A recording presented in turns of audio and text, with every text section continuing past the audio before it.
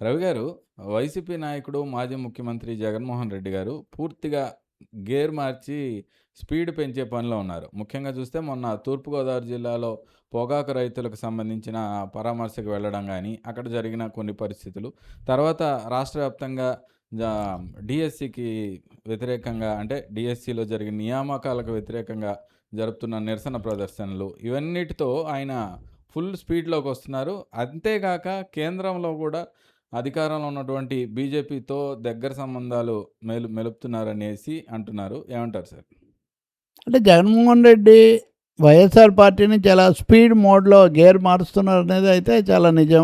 నిరంతరం పార్టీ కార్యకర్తలతో మాట్లాడడం, జగన్ 2.0లో నేను కార్యకర్తలను చాలా బాగా చూసుకుంటాను ఏదో ఒక వాగ్దానం పెట్టారు కదా! దానికి తగినట్టే వాళ్ళతో సమావేశాలు, అలాగే నియోజకవర్గాల వారీగా అభ్యర్థులు మార్చడం, మీరు ఫలానా వాళ్ళకి తప్పకుండా మద్దతు ఇవ్వాలని చెప్పడం, రేపు శాసనసభ ఎన్నికలకు కూడా స్థానిక ఎన్నికలకు కూడా ఒక్క సీటు బీరిపోకూడదు, ఏకగ్రీవం కాకూడదు, అన్ని చోట్ల ముఖాముఖి ఢీకొనాలని చెప్పడం, ఈ విషయాలన్నీ. ఇంకొకటి ఏమో తెలుగుదేశం పార్టీ పీపీపీ నమూనాలో ప్రజల్లో కొంత వ్యతిరేకత. ఉద్యోగులందరూ ఉదాహరణకు మన శ్వేతపత్రం ఇవి ఇచ్చిన తర్వాత ఆర్థిక పరిస్థితి దాని గురించి ఉద్యోగులకు, ఉపాధ్యాయులకు అందులో ఏం లేదు. వాళ్ళలో ఒక విధమైన నిరసన వచ్చింది. వివిధ తరగతుల రైతాంగంలో సంక్షోభం వచ్చింది. సో వీటన్నిటినీ మనమే కదా గట్టిగా నిలబడాలి. మేమున్నప్పుడు ఇవన్నీ చేసాం, వీళ్ళు విషయాల్లో దెబ్బతీస్తున్నారు, నష్టపరుస్తున్నారని. ఒకటే, నాది DBT, direct benefit transfer model. Chandrababu నాయుడుది ఒక ప్రైవేట్ ఇన్ఫ్రా కార్పొరేట్ మోడల్ అనేదాన్ని ముందుకు తీసుకురావాలి అని ప్రతిసారి ఆయన ఒక పెద్ద సెల్ యూనిట్ కూడా ఏర్పాటు చేసుకొని రోజు చాలా భారీ ట్వీట్లు, అవి ట్వీట్లు అని పేరే కానీ నిజానికి మినీ ఆర్టికల్స్ లాంటివి, అటువంటి వాటి ద్వారా లెక్కలు అవన్నీ కూడా చెప్తూ అన్ని విధాల అఫెన్సివ్. ఇప్పుడు గతంలో సీతిరి అప్పలరాజుని పరామర్శించారు. అది అయిన తర్వాత మీరన్న దేవరాపల్లికి వెళ్ళి పొగాకు రైతులను చూశారు.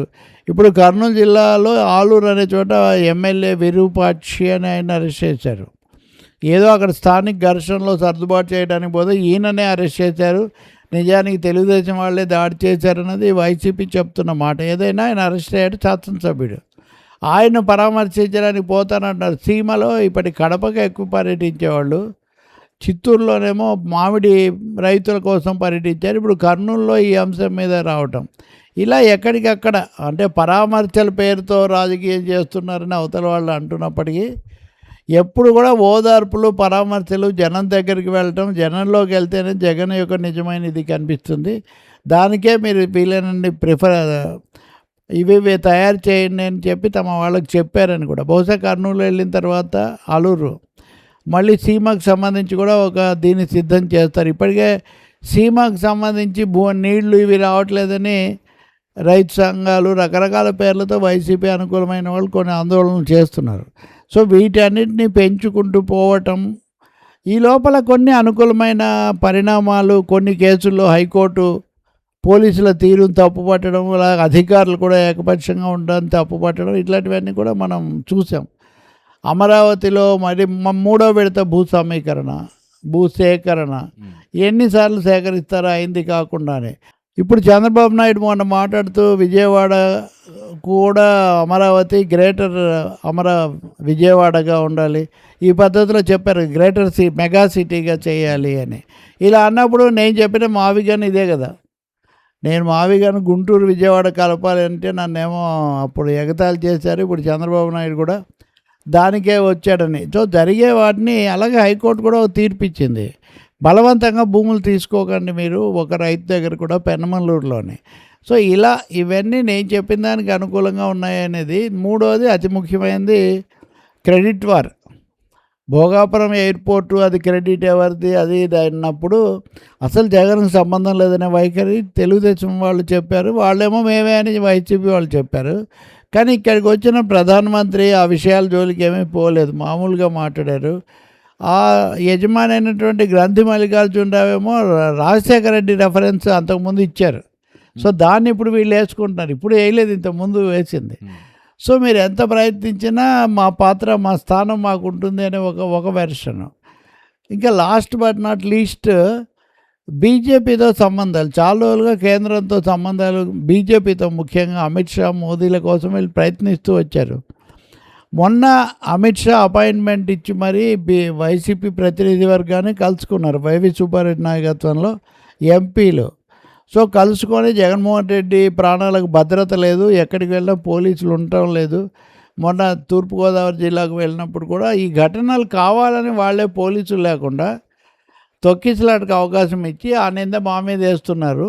కాబట్టి కేంద్రం జోక్యం చేసుకోవాలి జగన్మోహన్ రెడ్డి భద్రత గురించి, లేకపోతే ఆయనకు ప్రాణాపాయం అన్నది వాళ్ళు అక్కడ బలంగా చెప్పారు. సో అమిత్ షా దాన్ని పరిశీలిస్తామని చెప్పారు అంటున్నారు. దాంతోపాటు ఈ డిఎస్సి మీద మీరు సిబిఐ విచారణ జరిపించాలి, అమరావతిలో చాలా విపరీతమైన అవినీతి జరుగుతుంది, దీన్ని మీరు విచారించాలి, ఇలాంటివన్నీ కేంద్రానికి చెప్పొచ్చారు. అమిత్ షా పరిశీలిస్తామన్నారని వీళ్ళు చెప్తున్నారు.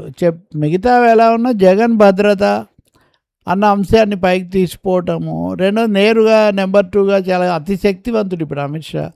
ఆయన వీళ్ళకి ఆడియన్స్ ఇచ్చారు అంటేనే దాని అర్థం ఖచ్చితంగా ఎంతో కొంత వీళ్ళని కూడా లైన్లో పెట్టుకోవాలి అని ఆలోచిస్తున్నారు. ఇది కూటమికి లేదా తెలుగుదేశానికి వ్యతిరేకంగా తాము చేసేదానికి చాలా ఉపయోగకరంగా ఉంటుందని. నిజంగా ఆంధ్రప్రదేశ్లో కొంతవరకు తెలంగాణలో కూడా ప్రాంతీయ పార్టీలు బీజేపీ మీద ఫోకస్ పెట్టకపోవడం మనకు తెలుసు. కూటమిలో లేకపోయినా జగన్మోహన్ రెడ్డి ఒక్క విషయంలో కూడా మోదీని ఏమి అనరు. మరి మేము మీకు ఎంత అనుకూలంగా ఉండి ఓట్లు వేస్తున్నప్పుడు మా అమ్ముల్ని ఎందుకు పట్టించుకోరు అన్నట్టుగా ఆ విషయంలో కొంచెం ముందుకు వచ్చారు. ఖచ్చితంగా ఇది కూటమికి మాకు కూడా కేంద్రం తెలుసు అని చెప్పడము. అయితే దీన్ని బ్యాలెన్స్ చేయడానికి తెలుగుదేశం వాళ్ళు రాజ్యసభలో వాళ్ళ సభ్యుడు చింతకాయల విజయ్ ఆయన మాట్లాడుతూ జగన్ కేసులు ఎన్ని రోజులు అట్టి పెడతారు, ఇప్పటికి 13 ఏళ్ళు అయింది, ఇంతవరకు 23 కేసులు ఉంటే మీరు ఒక్కటి కూడా తేల్చలేదు, తేల్చాలి అని సిబిఐని అడిగారు. కేంద్రాన్ని మోదీని ఏమనలేదు మీరు అక్కడ. అది గమనించాల్సిన ఒక విషయం. కానీ ఏదైనా ఎజెండా అయితే కేంద్రానికి తీసిపోయారు. సో ఇక్కడ రాష్ట్రంలో ఉద్యమాలు, ఆందోళనలు, నిరసనలే కాకుండా కేంద్ర స్థాయిలో కూడా మేము కొంతవరకు పొట్టుకు పెట్టాము అని ఈ 2 పార్టీలు కూడా. ఈ 2 ఒకరేమో అధికారంలోనే ఉన్నారు కదా, వీళ్ళేమో మేము కూడా ఒక హాట్ లైన్ కనెక్టివిటీ, మాకు బీజేపీతో కనెక్టివిటీ లభించింది అన్నది కూడా వీళ్ళకు ఒక జోష్గా ఉంది. కానీ మనకు తెలుసు వాళ్ళు బీజేపీ వాళ్ళు అటు ఇటు ద్వంద్వ క్రీడ డబుల్ గేమ్ ఆడగలుగుతారు, వాళ్ళు ఆడుతూ ఉన్నారు, ఆడడానికే కలిశారు కూడా. వచ్చి కేంద్రానికి మాత్రం ఫుల్ హ్యాపీ, కేంద్రం ఫుల్ హ్యాపీ. అరే ఇద్దరు కూడా కలిసి అక్కడ భజన, దేవుడు మారట్లా భజన మారుతుంది కదా. Right sir.